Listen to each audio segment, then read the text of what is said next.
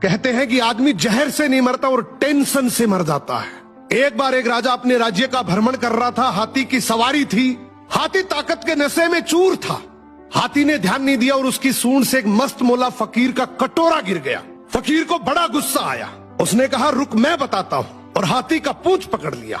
हाथी ने पूरी ताकत लगा दी पर हाथी एक कदम आगे नहीं बढ़ सका। राजा ने पीछे मुड़ के देखा तो फकीर के हाथ में हाथी का पूंछ था। राजा को बड़ा अचंभा हुआ कि एक फकीर में इतनी ताकत। राजा फकीर के पास गया और बोला, आपकी जगह फुटपाथ पे नहीं, आपकी जगह तो राज दरबार में होनी चाहिए। आप इतने ताकतवर हैं, आप हमारे साथ चलिए। आपको कुछ नहीं करना, केवल राज दरबार के राज मंदिर में एक दीपक जलाना है, सुबह 4 बजे उठना है और आरती करनी है। फकीर ने कहा, ठीक है, अच्छा खाने पीने को मिलेगा। थोड़े दिन बीते कि एक दूसरे राज्य का राजा से मिलने आया।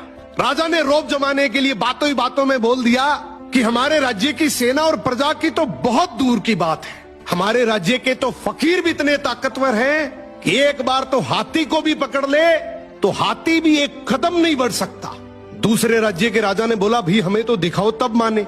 राजा ने फकीर को बुलाया और कहा, नाक का सवाल है, ध्यान रखना।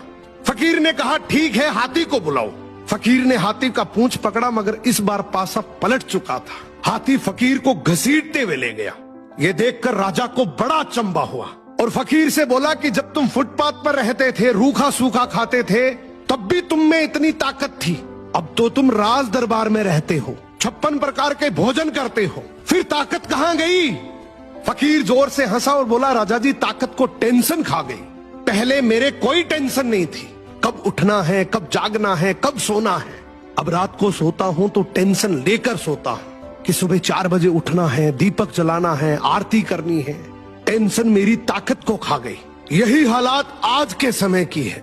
हम सोते हैं तो हर दिन हजारों टेंशन लेकर सोते हैं जो हजारों बीमारियों को न्योता देती है, जबकि हमें पता है कि टेंशन करने से कुछ नहीं होगा। वही होगा जो भगवान को मंजूर है। फिर टेंशन करने का क्या फायदा? सो मेहनत पे भरोसा रखो। टेंशन करने से कोई फायदा नहीं है। टेंशन आदमी का शरीर दीमक की तरह खा जाती है।